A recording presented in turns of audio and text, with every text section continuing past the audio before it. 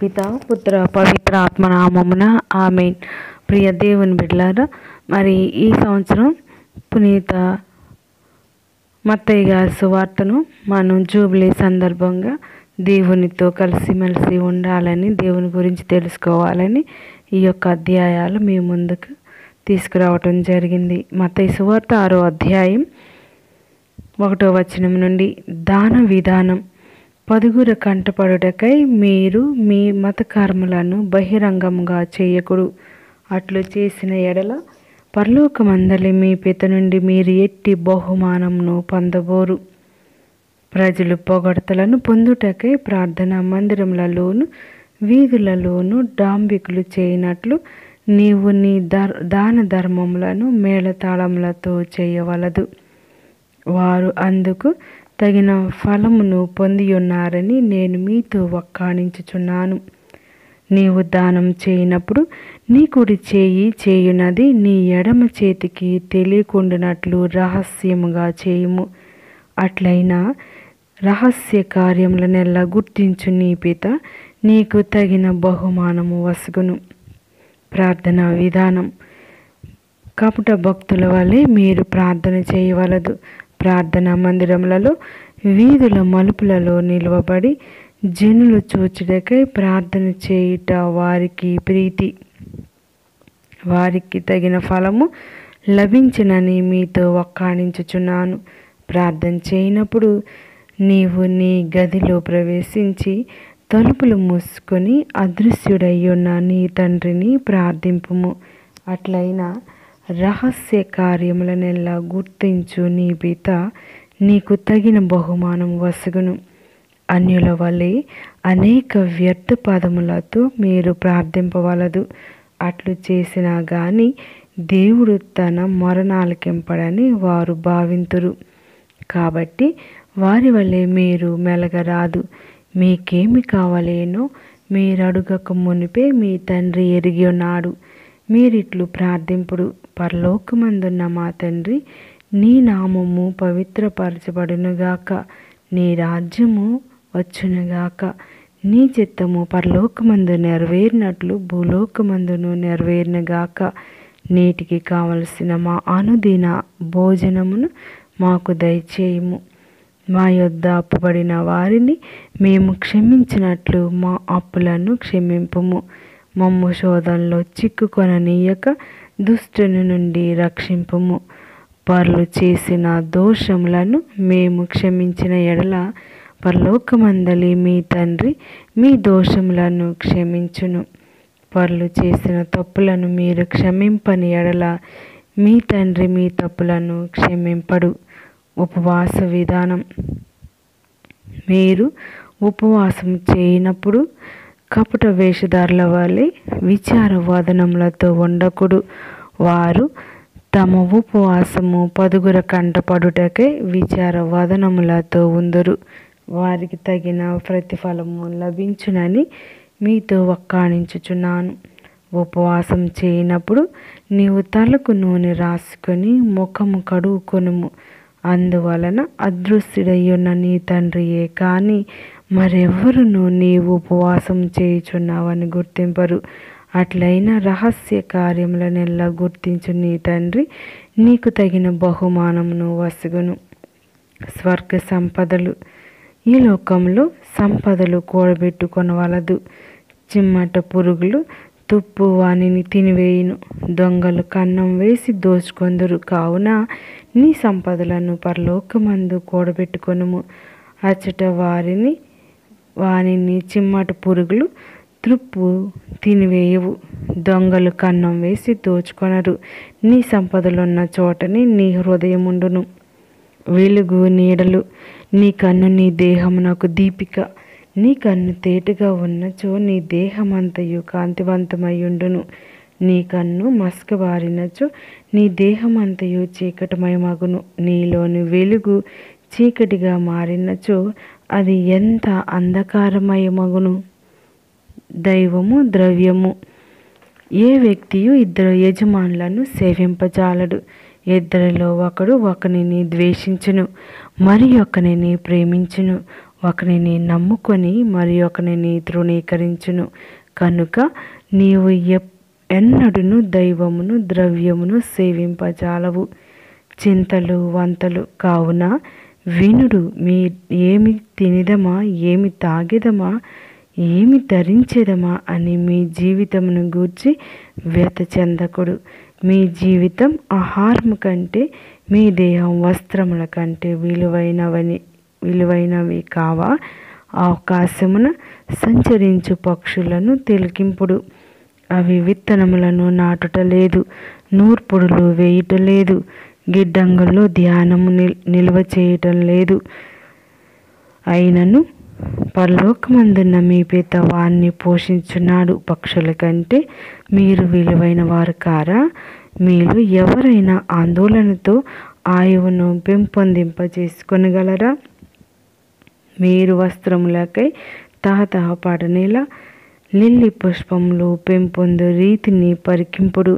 అవి తమకై శ్రమింపబడటలేదు, వస్త్రములను సంసిద్ధం చేసుకొనట్లేదు కదా. సకల వైభవపేతుడగు సొలొమోను సైతం లిల్లీ పుష్ప సౌందర్యము నందలేదు. అల్ప విశ్వాసులారా, నేడు పుట్టి రేపు పోయి మంటలో గడ్డిపోచను సైతం దేవుడిట్లు తీర్చిదిద్దగా అంతకంటే ఎక్కువగా మిమ్మను గూర్చి యోచింపడా? కావున ఏమి తినిదమా, ఏమి త్రాగెదమా, ఏమి ధరించెదమా అని మీరు కలత చెందకుడు. వీనినన్నిటినీ అన్యులు కాంక్షింతురు. ఏలైనా పరలోకమందలి మీ తండ్రి మీ అవసరములను ఎలా గుర్తించును. మొదట ఆయన రాజ్యమును నీతిని వెదకుడు, అప్పుడవి అన్నీ మీకు అనుగ్రహింపబడును. రేపటిని గూర్చి మీరు విచారింపవలదు, రేపటికి విచారములు కలవు. ఏనాటి కష్టములు ఆనాటికి చాలును. 7వ అధ్యాయం. పరులపై తీర్పు. పరులను గూర్చి మీరు తీర్పు చేయకుడు, అప్పుడు మిమ్ము గూర్చి అట్లే తీర్పు చేయబడవు.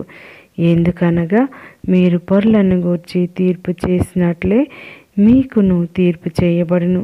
మీరు ఏ కొలతతో కొలిచెదరో ఆ కొలతతోనే మీకును కొలవబడును. నీ కంటిలోని దూలమును గమనింపక నీ సహోదరుని కంటిలోని నలుసును వ్రేలెత్తి చూపెదవేలా? నీ కంటిలోని నలుసును తీసివేయు నిమ్ము అని సోదరుని నీవెట్లు అడగగలవు? నీ కంటిలోని దూలమున్నది కదా. కపట భక్తుడా, ముందుగా నీ కంటిలోని దూలమును తీసివేసుకొనుము, అప్పుడు నీ సోదరుని కంటిలోని నలుసును తీసివేయుటకు నీ చూపు స్పష్టముగా ఉండును. పవిత్ర వస్తువులను కుక్కల పాలు చేయవలదు, వెలగల ముత్యములను పందులకు పారవేయవలదు. అవి కాళ్ళతో త్రొక్కి నీపైబడి నిన్ను చీల్చివేయును. మూలధర్మము. అడుగుడు మీకు వసగబడును, వెదకుడు మీకు దొరుకును, తట్టుడు మీకు తెరవబడును. ఏలైనా అడిగిన ప్రతి వానికి లభించును, వెదకిన ప్రతి వానికి దొరకును, తట్టిన ప్రతి వానికి తెరవబడును. కుమారుడు రొట్టెనడిగిన మీలో ఎవడైనా వానికి రాయినిచ్చునా? చేపనడిగిన పాము ఇచ్చిన? మీరెంత చెడ్డవారైనను మీ బిడ్డలకు మేలు వస్తువులనిచ్చుట మీకు తెలియను కదా. పరలోకమందున్న మీ తండ్రి అడిగిన వానికి ఇంకెట్టి మేలు వస్తువులనిచ్చుదురో యూహింపుడు. ఇతరులు మీకేమి చేయవలనని మీరు కోరుకొందురో దానిని మీరు ఇతరులకు చేయుడు. ఇది మోషే ధర్మశాస్త్రం, ప్రవక్తల ప్రబోధం. జీవద్వారం. ఇరుకైన ద్వారమున ప్రవేశింపుడు. ఏలైనా విశాలమును సులభమునైన మార్గము వినాశము చేర్చును. అనేకులు ఆ మార్గమున పయనింతురు. జీవమునకు పోవు మార్గము ఇరుకైనది, మార్గం కష్టమైనది. కొలది మందియే ఆ మార్గమును కనుగొందురు. కపట ప్రవక్తలను గూర్చి హెచ్చరిక. కపట ప్రవక్తలను గూర్చి జాగ్రత్త పడుడు. వారిలో లోపల క్రూరమైన తోడేళ్ళై ఉండి గొర్రెల చర్మం కప్పుకొని మీ యొద్దకు వచ్చెదరు. వారి క్రియలను బట్టి మీరు వారిని తెలుసుకొందురు. ముండ్ల పొదల నుండి ద్రాక్ష పండ్లు, తుప్పల నుండి అత్తి పండ్లు లభించున. మంచి చెట్టు మంచి పండ్లను, చెడ్డ చెట్టు చెడు పండ్లను ఇచ్చును. మంచి చెట్టు చెడు పండ్లను, చెడ్డ చెట్టు మంచి పండ్లను ఇయ్యలేదు. మంచి పండ్లను ఇయ్యని ప్రతి చెట్టును నరికి మంటలో పడవేయుదురు. కావున వారి పరివర్తన వలన వారిని మీరు తెలుసుకొనగలరు. తిరస్కారం. ప్రభు ప్రభు అని నన్ను సంబోధించు ప్రతివాడును పరలోక రాజ్యంలో ప్రవేశింపడు. కానీ పరలోకమందలి నా తండ్రి చిత్తానుసారంగా వర్తించువాడే పరలోక రాజ్యమున ప్రవేశించను. కడపటి దినమున అనేకులు ప్రభు ప్రభు నీ నామమున కదా మేము ప్రవచించినది, పిశాచములను పారద్రోలినది, అద్భుతములు అనేకములు చేసినది అని నాతో చెప్పుదురు. అప్పుడు వారితో నేను, దుష్టులారా, నా నుండి తొలగిపొండు, మేము ఎరుగను అని నిరాకరింతును. రాతి పునాది, ఇసుక పునాది. నా బోధనలను ఆలకించి పాటించు ప్రతి వాడు రాతి పునాదిపై తన ఇల్లు కట్టుకున్న బుద్ధిమంతుని పోలి ఉన్నాడు. జడివాన్లు కురిసి వరదలు వెల్లువలై పారి పెనుగాలులు వీచినను ఆ ఇల్లు రాతి పునాదిపై నిర్మింపబడుటచే కూలిపోలేదు. నా బోధనలను ఆలకించి పాటింపని ప్రతివాడు ఇసుకపై తన ఇల్లు కట్టుకొని నా బుద్ధిహీనుని పోలి ఉన్నాడు. జడివాన్లు కురిసి వరదలు వెల్లువలై పారి పెనుగాలులు వీచినప్పుడు ఆ ఇల్లు కూలి నేల మట్టమగును. అంతటా యేసు తన ప్రసంగమును ముగింపగా ఆ జనసమూహములు ఆయన బోధకు ఆశ్చర్యపడిన. ఏలైనా వారి ధర్మశాస్త్ర బోధకుల వలె కాక అధికారం గల వాని వలె యేసు బోధించెను. ఇది ప్రభు వాక్కు. సర్వేశ్వరునికి వందనములు. ప్రియ స్నేహితులారా, ఈ జూబిలీ సందర్భంగా నా యొక్క చిన్న ప్రయత్నాన్ని మీరందరూ కూడా దీవిస్తారని ఆశిస్తూ ఉన్నాను. బైబిల్ చదవటానికి సమయం లేని వారు విని విశ్వాసం పొందగలరని, ప్రభువులో ఎదుగుతారని ఆశిస్తూ ఉన్నాను. పితా పుత్ర